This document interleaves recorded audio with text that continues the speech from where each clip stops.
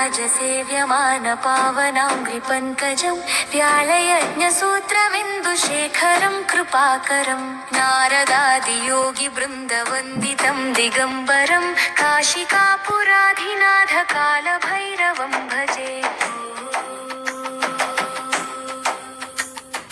भानुकोटिभास्वरं भवद्भितारकं परं नीलकण्ठमीप्सितार्थदायकं त्रिलोचनं कालकालमम्बुजाक्षमक्षशूलमक्षरं काशिकापुराधिनाथ कालभैरवं भजे।